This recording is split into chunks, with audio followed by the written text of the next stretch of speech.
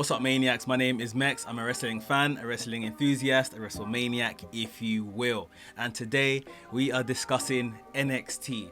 It was a really good show with some solid wrestling throughout. Very little in terms of entertainment value, if I have to say so myself, but we had some really good matches, and from the jump of this review, I'm going in straight with probably one of the best matches on the card, on the night. So if you want to find out what that was, stay tuned. Right here at WrestleManiac UK, I discuss everything that is WWE and AEW. So if this sounds like the place for you, make sure you click the subscribe button and make sure you hit the notification bell so you get notified every time I drop a new video. Ladies and gentlemen, without further ado, let's get into the review.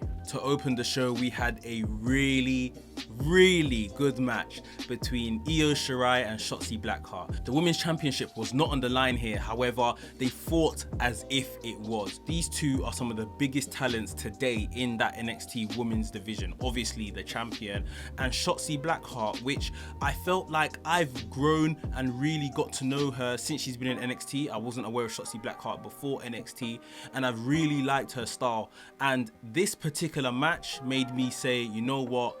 This woman is very special. She's very good at what she does. And we saw an array of different styles and attacks on Io Shirai. We saw high flying attacks. We saw just more powerful moves. We even saw submissions, which I hadn't really seen in any of her previous matches. So she really impressed me. She really brought it. And this match was fantastic. Unfortunately for Shotzi, the match took a turn for the worse after Io Shirai gave her a German suplex onto the apron of the ring, finally rolled her back into the ring and gave Shotzi that beautiful moonsault that, to be honest, if we're being honest with ourselves, she never really seems to land it brilliantly anymore. Like this particular one, her legs kind of just went across Shotzi. The rest of her body missed her completely. Like, I remember when Io Shirai first came to NXT, she was landing that thing beautifully, but not so much anymore. Regardless, she got the win here, and yeah, it capped a really brilliant match, a really brilliant performance from both women. And now we definitely needed a number one contender for the upcoming takeover. So next week we are getting a women's battle royale, and the winner of the battle royale will be the number one contender for Io Shirai's women's championship. Guys, I do have a little question though. What do you think of Io Shirai's reign as women's champion so far? Like, I feel like she hasn't really been embroiled in a real feud as of yet. That might be what is not causing her entire championship run to kind of come alight. She's putting on good matches, which we only expect from her, but there hasn't really been a feud that has really made us think this is a really good championship run. Am I right or am I wrong? I want to hear from you guys. Let me know what you think on that. We had Desmond Troy taking on Tommaso Ciampa next on the card. And if you guys have seen AEW, this was very much like Shawn Dean versus MJF. What was the point in it? This was more or less a squash, which I don't think did anything for the superior superstar in the match, which was Tommaso Ciampa. Tommaso Ciampa didn't need to be involved in this. Like, what was the point? He put away Troy very quickly with a Willow's Bell, but what did we all gain from this? Or what did Ciampa even gain from this?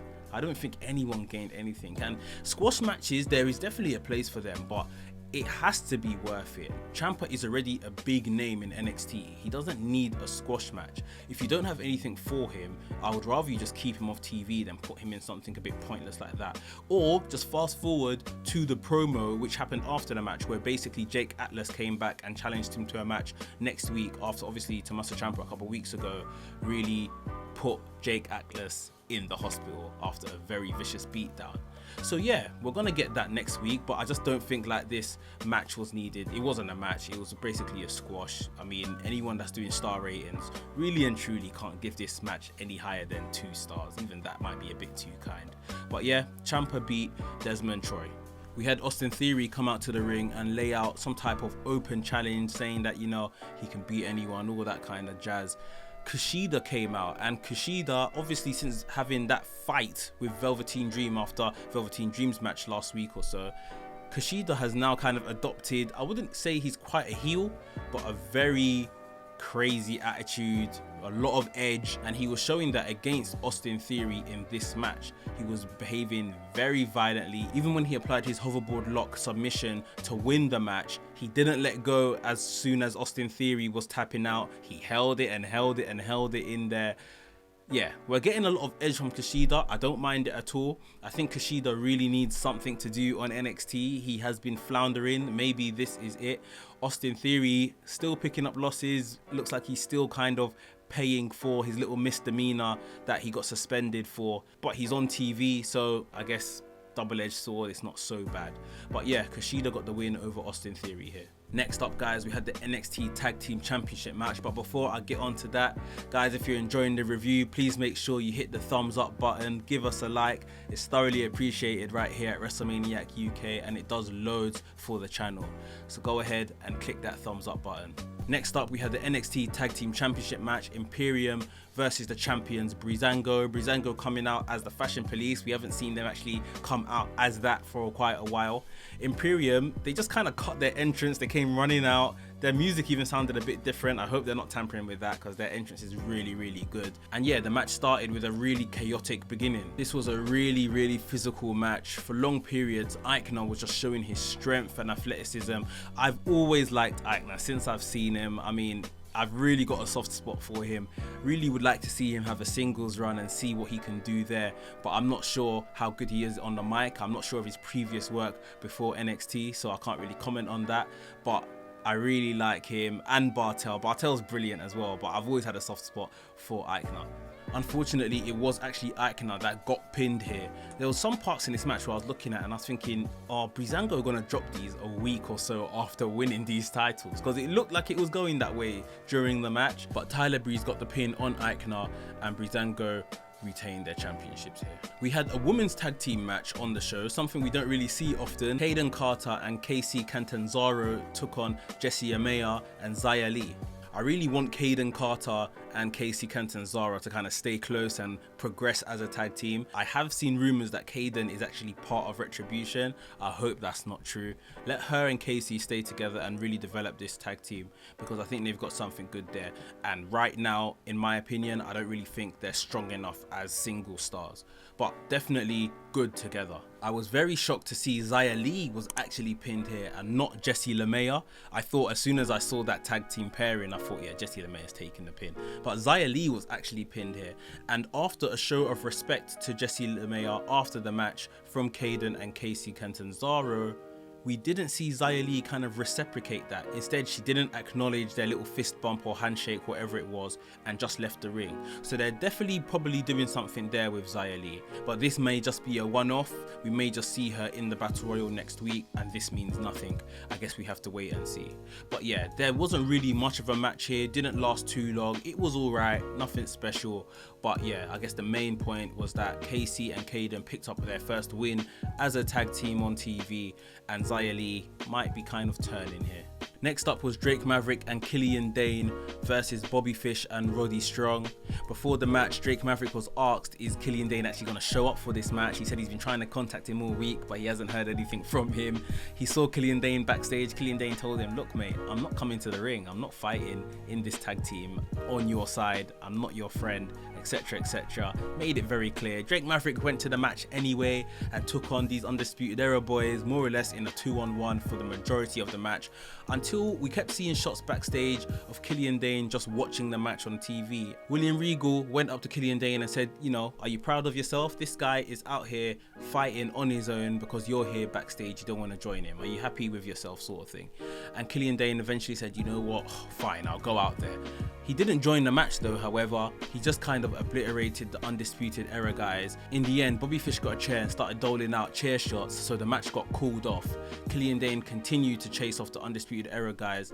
Drake Maverick thought that, yeah, I've got my tag team partner back, everything's hunky-dory, and then he got punched in the face again by Killian Dane. So very interesting what they're trying to do here between Drake Maverick and Killian Dane. I think eventually Killian Dane's gonna come over and he'll work with Drake Maverick and they might be a quite successful tag team, who knows, but they are definitely taking the long road to it. Outside, it looked like Jake Atlas was leaving NXT when all of a sudden he was attacked by Tommaso Ciampa. And who came running to the rescue? Kyle O'Reilly. So Kyle O'Reilly of the Undisputed Era basically told Ciampa, you're fighting this guy next week. Why are you beating him up now? Get lost, jog on, all of that kind of stuff. And I'm thinking, all right, face turn, Kyle O'Reilly.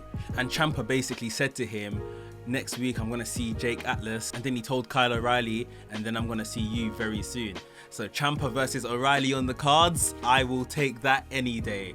Looking forward to seeing this. I've wanted Kyle O'Reilly to have a bit of a singles run for quite a while. He is a brilliant competitor, which I'm sure we all know from his days outside of WWE and from the times we have seen him have one-on-one matches in NXT. It's kind of funny how like Adam Cole and Kyle O'Reilly have now kind of turned towards the face spectrum of things, and Roddy Strong and Bobby Fish are still kind of being heels, at least in the ring.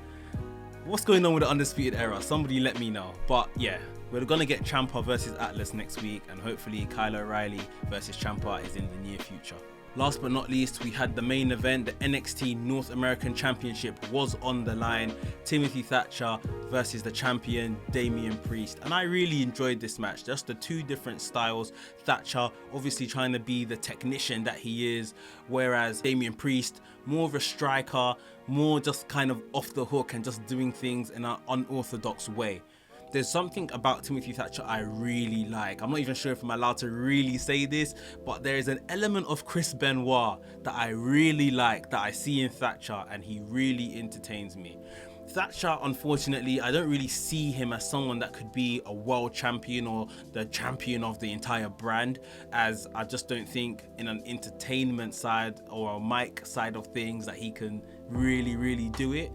But he has a solid future ahead of him. He is really good in what he does, and I think very soon he really should mount a serious challenge for this NXT North American Championship. I think this one was a bit too early.